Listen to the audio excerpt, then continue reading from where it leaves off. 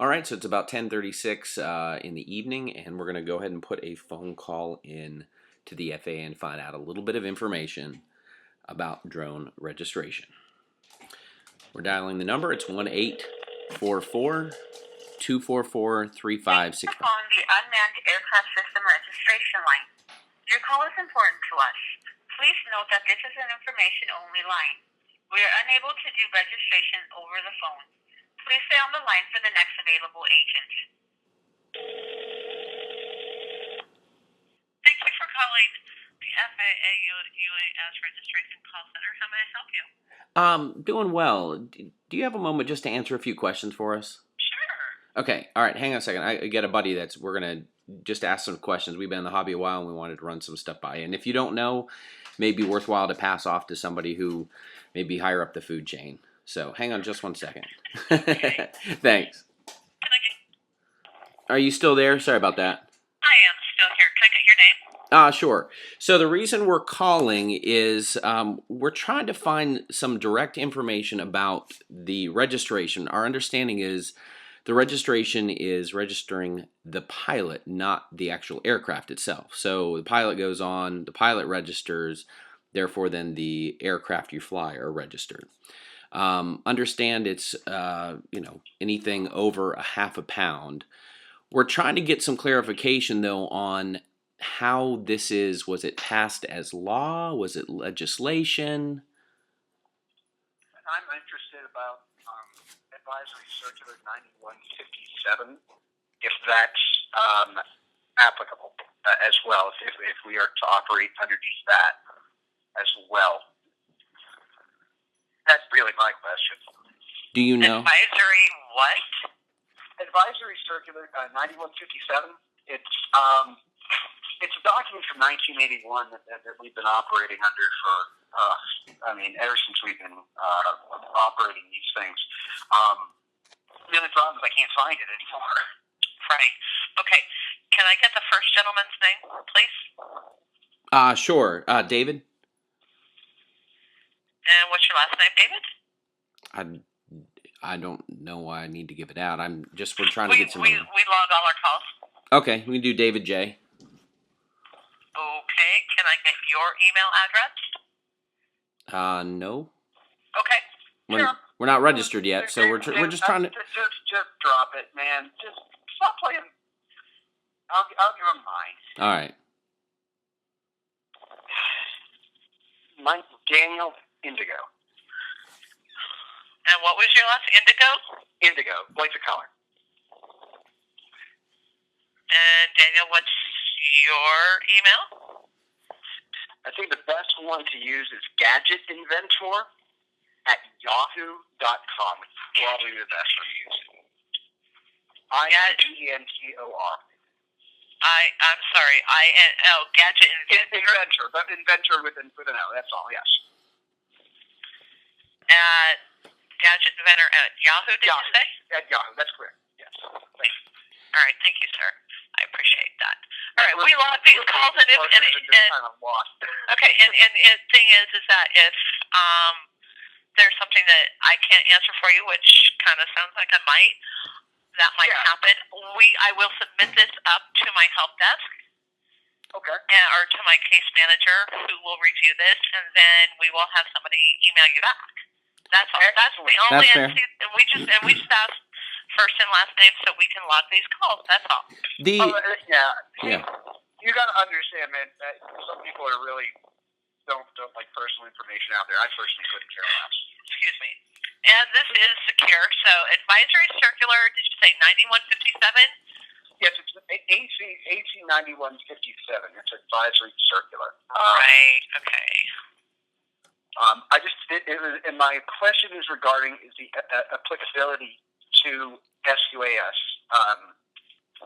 Regarding this, mainly if we still are to operate underneath those guidelines. Because the hobby has operated under those guidelines for a long time. It's 1981, but that's the thing is things are changing now. If we're going to operate, we better we need to set a guideline. We got to be sure that those guidelines still apply. That's all. And if the registration, what it feels like is the registration's being pushed forward, and I understand you're not the one doing it. We're asking you the questions, and ultimately somebody higher up is trickling stuff down to you, and then your responsibility is to deal with, the fray of these phone calls. But if we are not registering our drones, we are registering ourselves. That's primarily what we're You're registering your piece of equipment. And you can register 50 of them under your name if that's what you need to do. Okay, that makes sense. Okay. This is how it was explained to me. It's best to not. Okay, you can for $5. You can register as many drones as you want. Just register under your name rather than the individual drone. Otherwise, you got to do it individually. $5, $5. Right. So one person registers, and then do you list what kind of drones you fly, or are you just registering my name, number, information, where I live, date of birth, that kind of thing, and then you don't have. Have you gone to the FAA website? I've seen stuff out there, and for what it looks like you're basically just giving personal information. I don't see anything actually about the type of. And when we say drone, I mean, if I fly a remote control aircraft, like a foam aircraft, that still applies. Correct. Even like a toy model airplane, remote control airplane or helicopter, you now have to register. All right. And the age, like I have a 6-year-old son who flies like a small little multi-rotor in the house. Does he have to register? You would register that under your name. He has to be 13 years or older. Okay. And is that information, let's say he has to register after 13, is that information held private, or is that made available? You know what I mean? Like, I don't want my son, after he's older, to have information and stuff online and available to other people to get at. I'm just wondering, is it a closed and secure database that you guys are... the Freedom of Information Act. Yeah. Right? Okay, that's what he's talking about. Is this exempt from the Freedom of Information Act? Is it exempt or not? Wow. Yeah, we've been asked a bunch of these questions as well, and we're going, we really don't know. Well, the thing that came out, what was in the news? I'm trying to remember where we saw it, but that was one of the first things that came out after the registration, was that information was available, and especially if, let's say, if somebody at a younger age, 13 or whatever, signs up, information's out where he lives, stuff that way. And what's the last thing you want is like a pedophile or somebody going through a database and looking where, stuff like that. It's one thing to be an adult and register, but to have kids. So I get where you're going with that. Wow. Okay. Yeah, I think he's got kids near that age. They're pretty interesting. Well, I can understand. I can completely understand your concern about that. And there's a lot of creepy people out there. Yeah, he's kind of one of those guys that's afraid of the boogeyman. Sorry, dude, but you are. I'm more interested in compliance. Pardon me. Well, you guys are killing me. If this is, we're business partners. No, and I get where you're coming from. I honestly completely understand where you're coming from on this. If we're basically mandatory, it's a mandatory registration for pilots. If it's a mandatory registration, that kind of stuff is important to know. And especially if you're basically registering minors, even more so would be to know. And it sounds like you don't know, or they haven't provided you the information, but it would be, it's like, let's say Leapfrog, the brand Leapfrog. I think they had a leak a year ago of sensitive data for kids, and they deal with children, so now you're having a company that the FAA, a national organization or a government organization, that's going to take addresses, names, numbers, all that kind of stuff. So that's another one. Then the other question I have is, where does FPV, the hobby of first-person view, fall in this? And the availability, and where does that, have they given you information on that? Because it's very misleading as far as information, and what we've seen is that You then go in and you check a box, basically a contract with the FAA, not only registering, but then checking off and saying, that's "Hey, my I bought." concern as well. Yeah. I'm with you there, dude. Okay. I'm sorry. You just like completely threw me out of left field. Let me try to interject here, which is why he wanted me to. I kind of followed this a little bit more closely. The flying the vehicle via a video system, a live video downlink. We call it FPV, or first person video.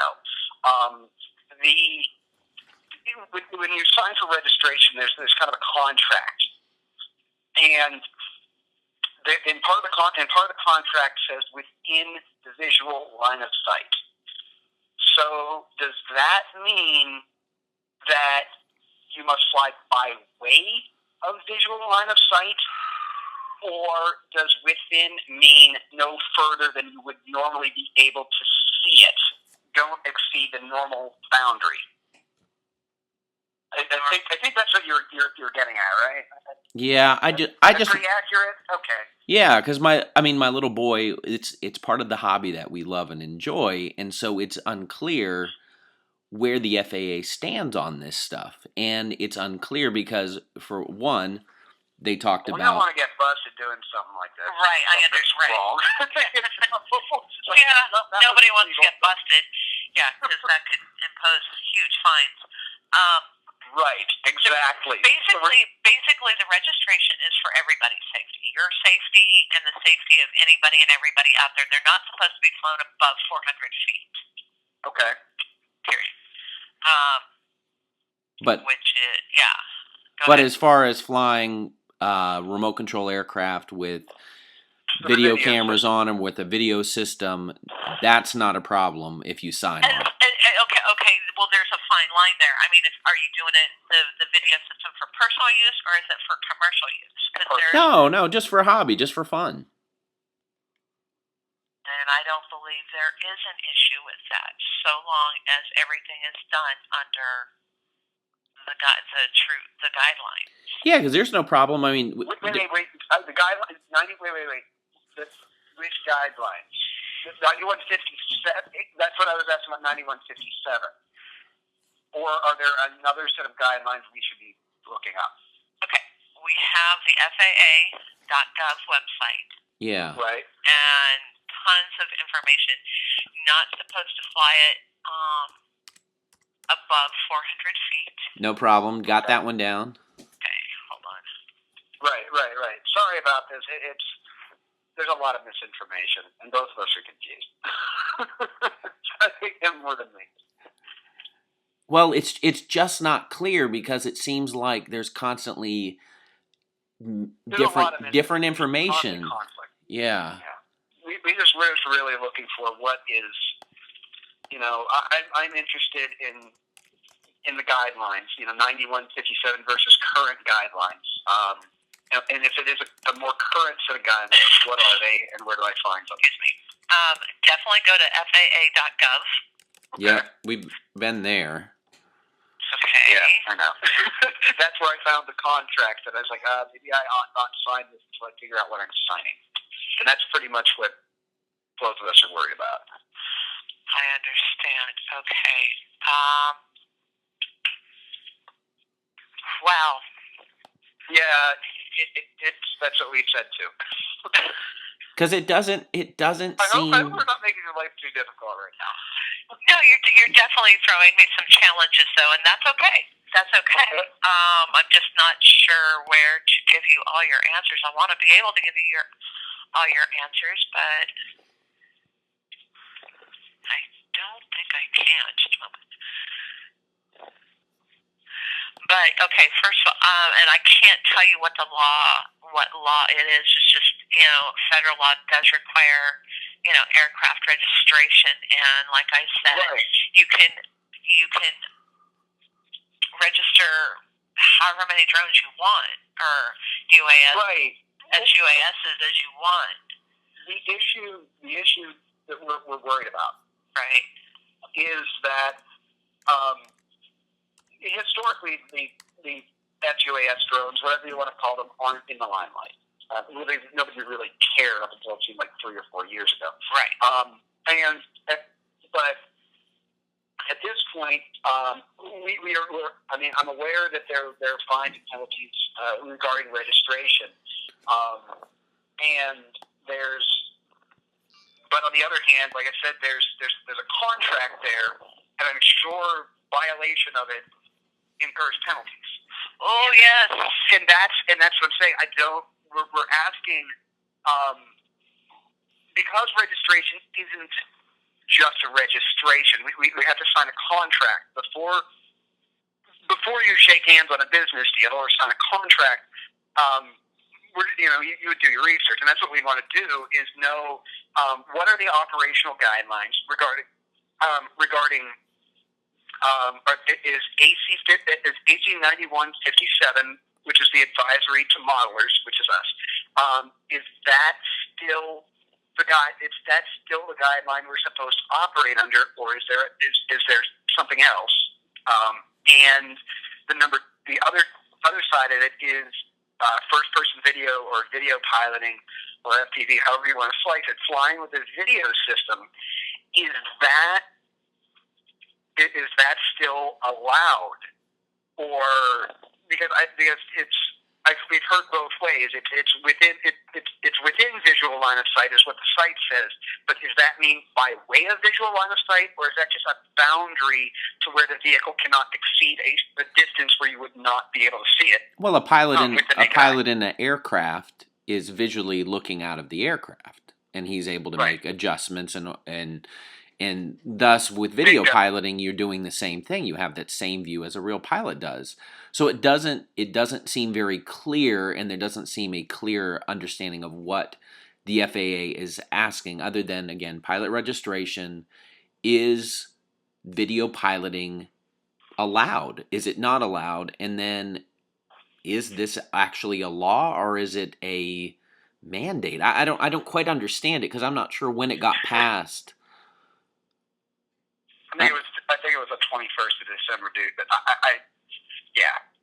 it's just the legalities regarding FPV, right? And is this like I guess what he's asking is it a rule, a law?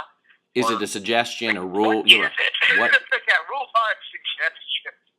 I guess that's the way it is. Yes, that's a good way to put it.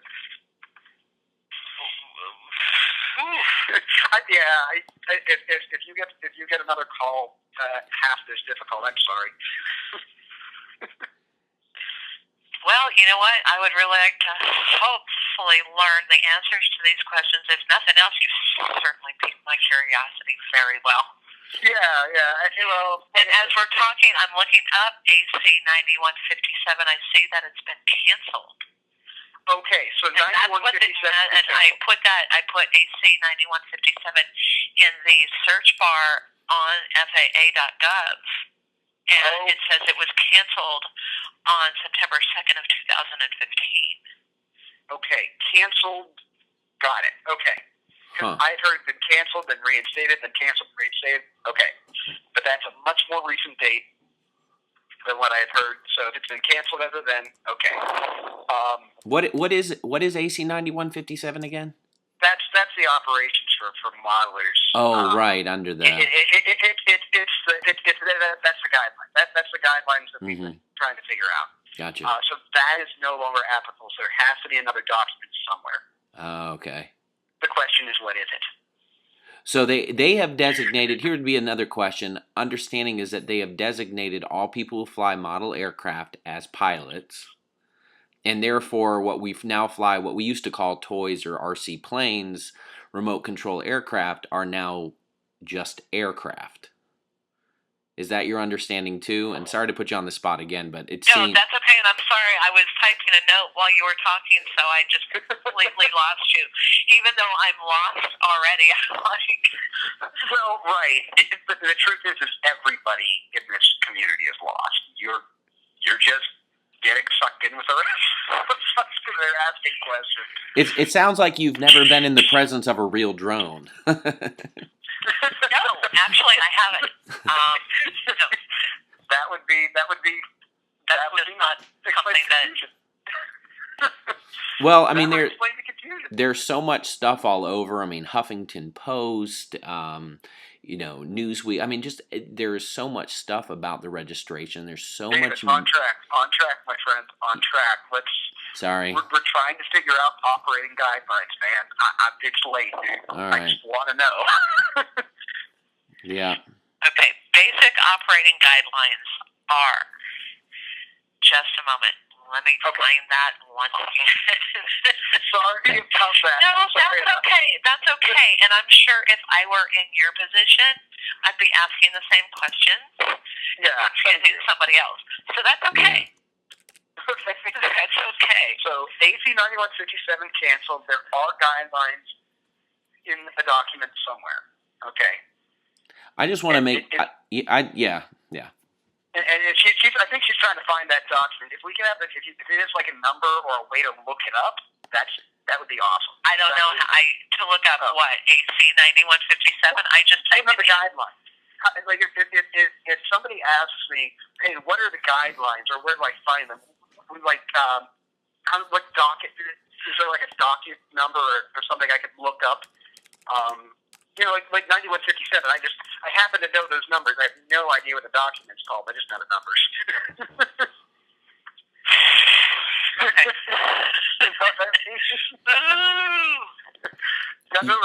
That's basically what we're trying to figure out. You're asking, is there actually a document? If we're saying this is some kind of a rule, some kind of a whatever, where is that information stated of what it is that we're signing off on to allow or disallow? Right, exactly. How can we look this up? Where is it and what is it? There Yeah. we go. Thanks, man. I lost that. All right. All right. Can I place you gentlemen on hold for a moment? Sure. Absolutely. Try and find my marbles and collect. Sorry about that. They got a little scattered. Oh my. All right. I looked about how to do this, and then we started realizing we have no idea what we're getting into. So, okay, on the FAA.gov site, it says, does the FAA have the authority to require registration of UAS used by modelers and hobbyists? Yeah. Yes. By statute, all aircraft are required to register. So, statute of what? Statute is a law. Congress. Statute is a law. Gotcha. Okay. Statute is a law. By law, you are everybody who owns a drone that once it's all put together weighs more than between a half a pound or 250 grams and 55 pounds is required to register it. Okay. You have to have that registration on you at all times, either in paper form or electronic form, like on your smartphone. Accessible. What if you're not a U.S. citizen? Does it matter? You cannot if you are not a U.S. citizen. So does it matter at what you fly here if you're not a U.S. citizen, as long as you fly safe? Negative. Oh. You're not allowed to fly at all? If you're flying, you need to be registered. It says, looks like the brothers our Canadian buddies can't crumb. So everyone, including anybody foreign, overseas, wherever, if Canada, if they're Canadian, if they come into the United States, they need to go ahead and register as well in the U.S.?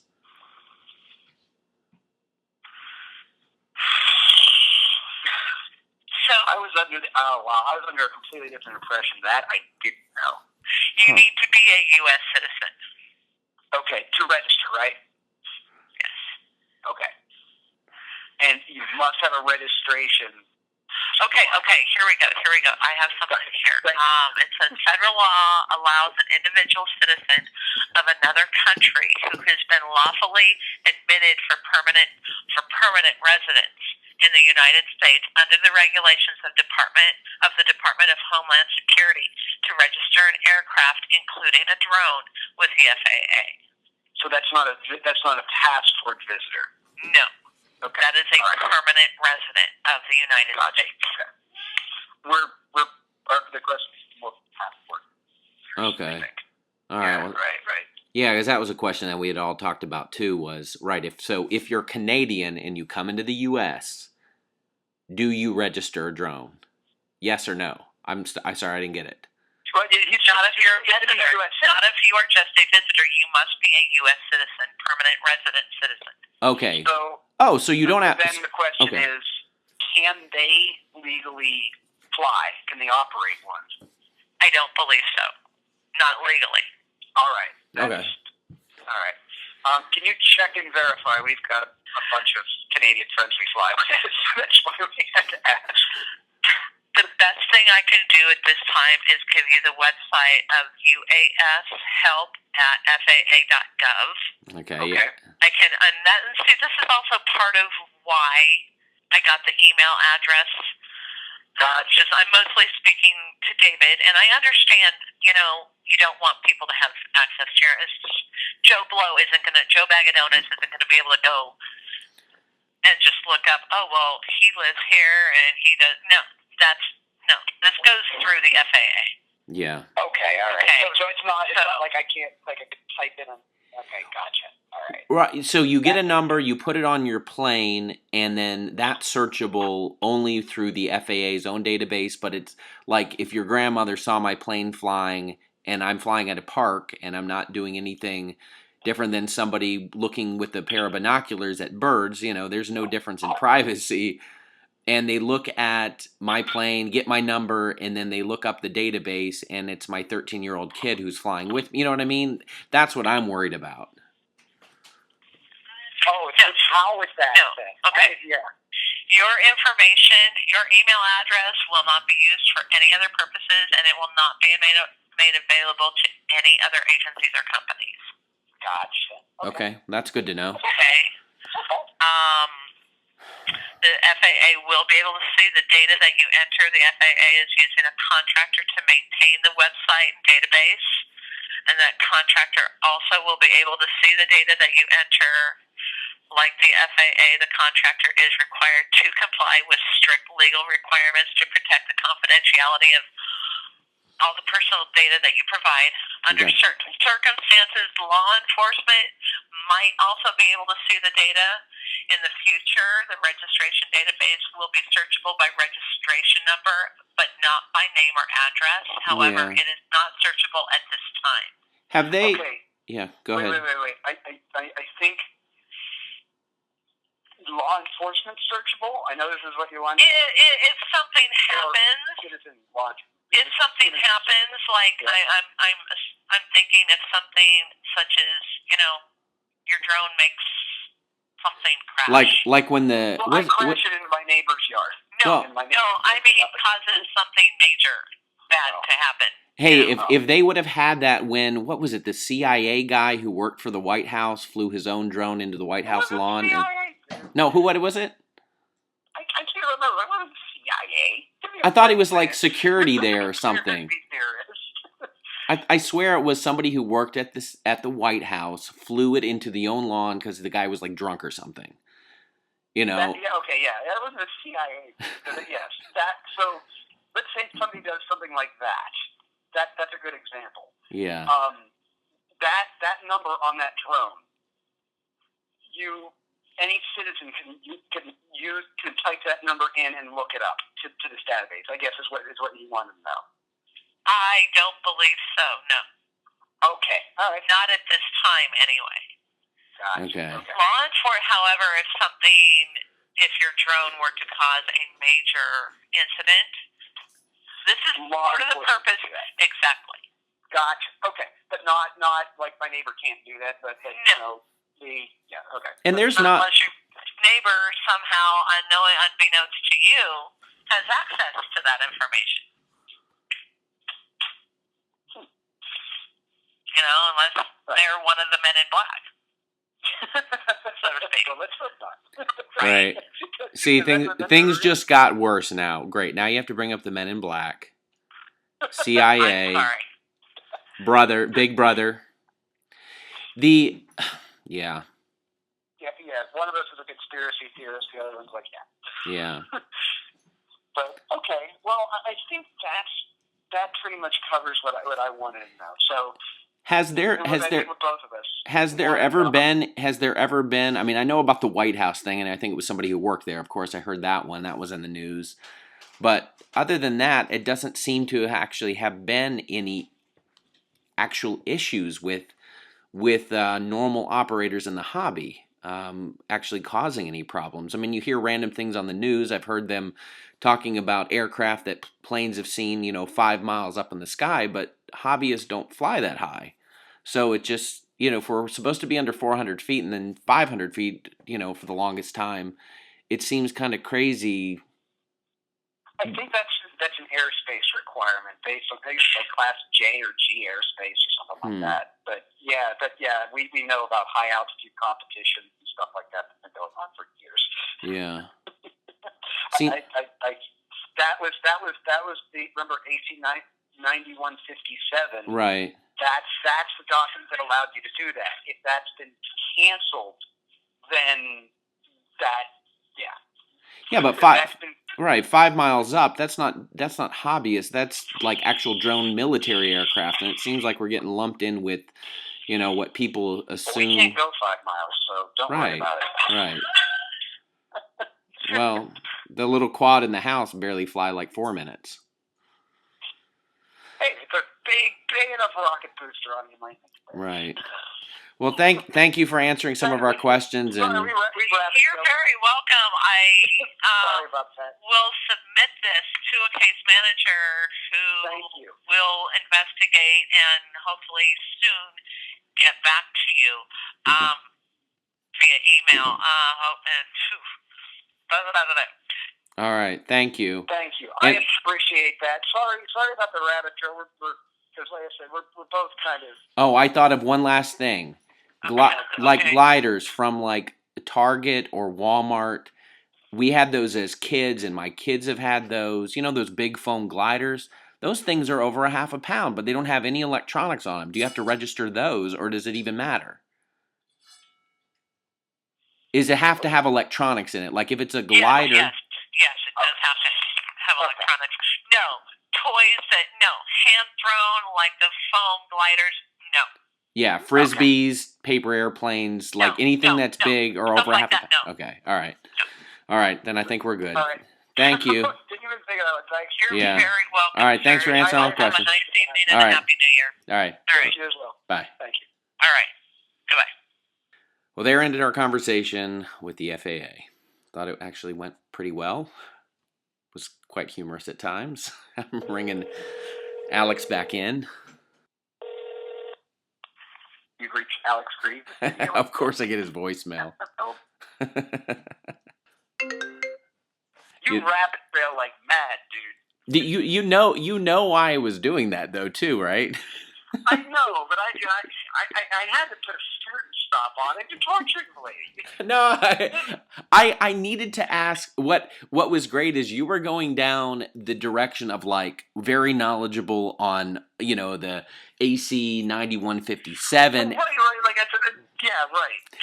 And so what I got from that was that has been officially canceled. Yes, and I looked. And it has gone both ways. By the way, they canceled it. They brought it back. They canceled it. They brought it back. So it's been canceled. Okay. That, by the way, it's not law. It's advisory circular.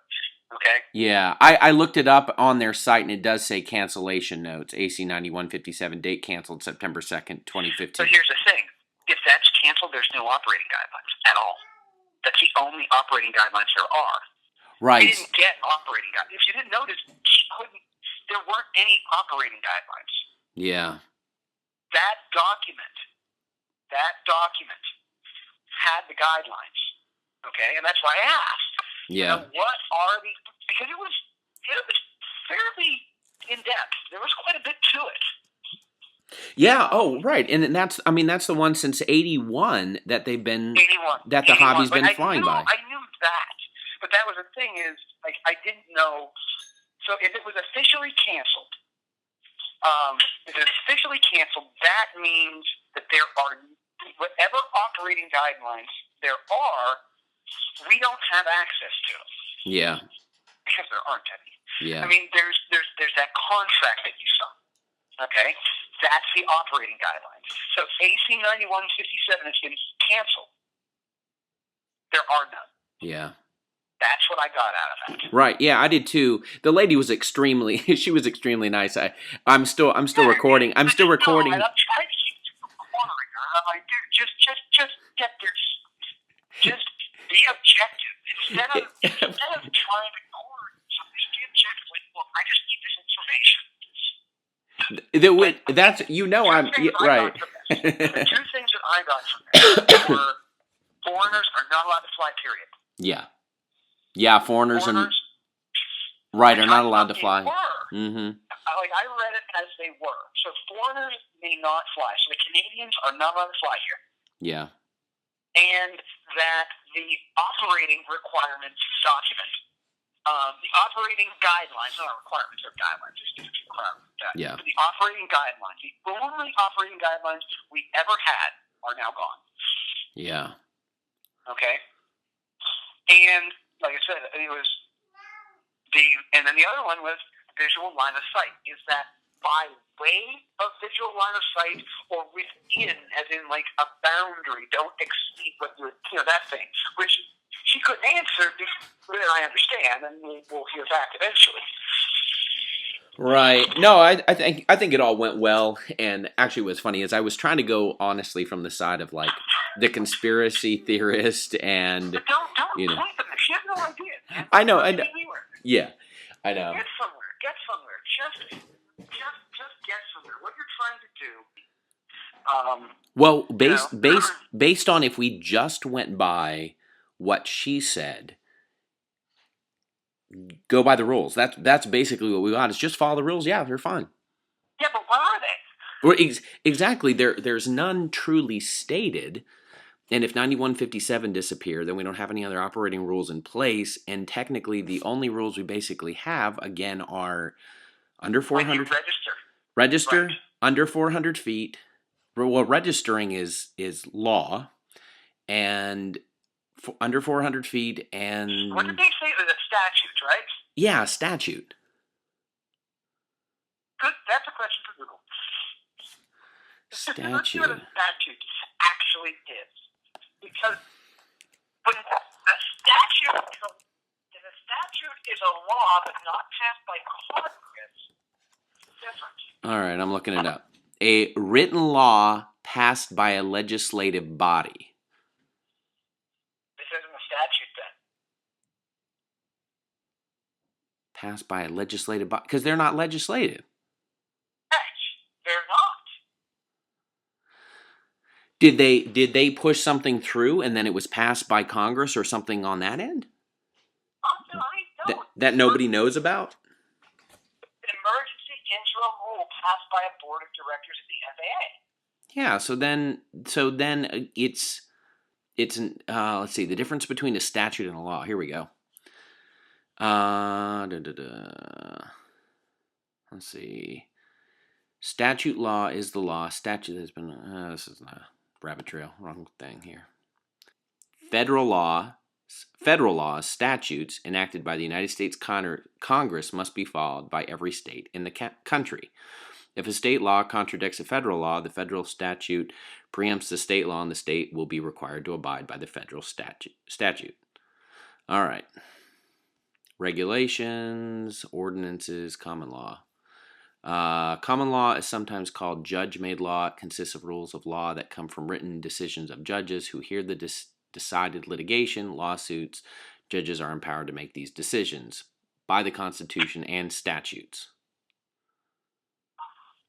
So there would be a question, has either of that actually happened? Yeah, this wasn't passed by Congress. It's not a statute. They lied again. In their document, but that's a lie. Yeah. They're really good at lying. They're politicians. I got a question for you. Yeah.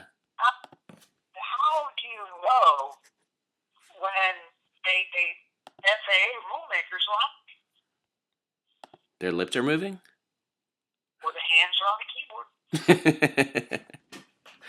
Oh, goodness. Well, we definitely got a little bit of information. That was a fun call. I'm sure the lady had an entertaining evening that they did half an hour of her night. And actually, for most of it, you saw how much. I mean, it's got to be extremely hard. Somebody throwing you in a position like that knows nothing about the hobby. To be honest, she probably knows very little about FAA, overall on other than this. So I don't know how you would even go in. It's confusing being in the hobby, being involved in it, knowing as much as we know, and then still being like, what does this mean? But we don't know, and that's what we're trying to figure out. Is like, okay, they got a hotline, but they don't. But that's the thing. Is all they can do is they know generally.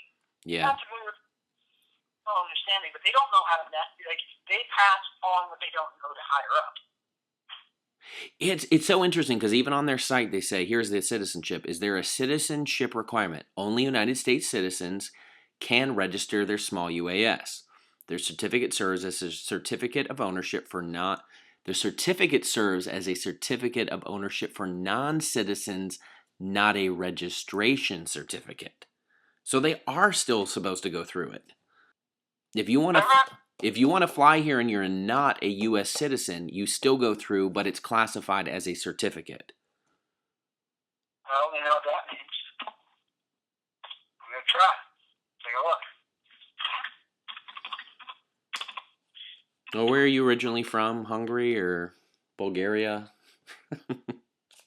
What's your nationality? Canadian. What'd you say? Canadian. Let's see here. If you get a drone as a gift, do I need to register? Yes. Unless the drone already has been registered in your name. Well, that would be very odd if somebody registered the drone for you and used all your information. What happens if I sell my drone? You should log on to the registration website and update your registration information. We also strongly encourage you to remove your registration number from the drone before you transfer ownership. Here's the one. Question 37. Why do I need to pay to register? The fee will go to pay for the cost of creating the streamlined web-based registry system and to maintain and improve the system. The FAA is legally required to charge a registration fee. How do I prove I'm registered? A certificate of registration will be available to download and will be sent to your email address at the time of registration. When operating your UAS, you must be able to present the certificate in either print or electronic format. Do I have to have a printout of my certificate with me? No. If you are asked to show your certificate of registration, you can show it electronically. You do not have to print the certificate. If I let someone borrow my drone, do I have to give them the certificate of registration? Yes. Anyone who operates your drone must have the certificate of the aircraft registration in their possession. You can give them a paper copy, email it to them, or they can show it electronically from the registration website. Does the certificate I received constitute recognition of registration for U.S. citizens and permanent residents, but only... why does the certificate I received constitute recognition of registration for U.S. citizens and permanent residents, but only recognition of ownership for foreign nationals? I've compiled with the requirements to register. All users can submit information to the UAS registry. However, the law only permits the FAA to register aircraft belonging to U.S. citizens and permanent residents. For all others, their certificate received from the registry comprises a recognition of ownership rather than a registration. Foreign nationals who have completed the registration of ownership process and wish to receive a rebate for the $5 registration fee may contact the FAA. Nonetheless, all users are encouraged to submit their information and mark their UAS. So, yep, you can fly here. You just need to register. Okay. It's weird. Why the heck? Is putting an AMA number on my drone good enough? No, not at this time. Yeah, this is like really frustrating because this is just a real pain in the ass. Yeah. Hey, how high is 400 feet? Typical buildings have floors that are 12 to 14 feet high. A 30 or 40 story building would be about 400 feet high. If you lose sight of your unmanned aircraft, it is probably above 400 feet. So I guess if you fly near or close to a 30 or 40 story building, it'll be easier for you to gauge the 400 foot, you know.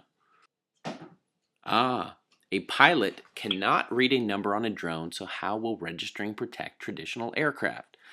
A registration requirement encourages a culture of accountability and responsibility.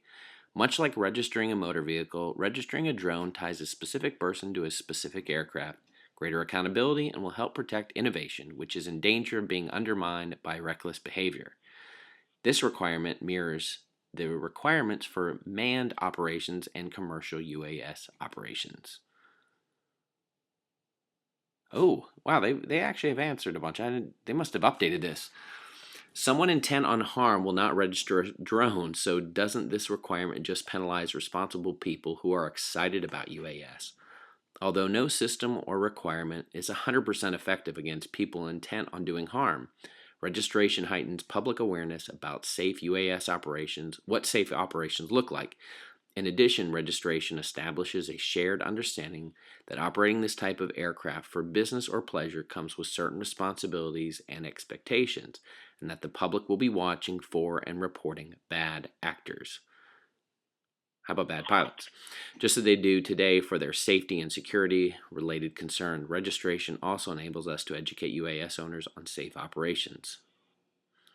Or 3 years ago, they could have slowly rolled out education, and then we would have been fine.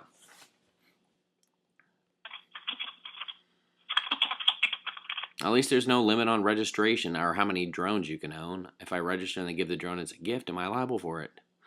Laws governing liability for damage caused by drones vary by state. If the gift recipient is a minor, in some states you might have some liability if the drone causes damage.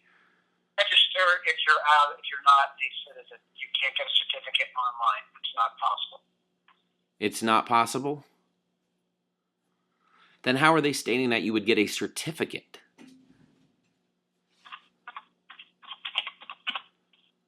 Because I'm putting in a Canadian address.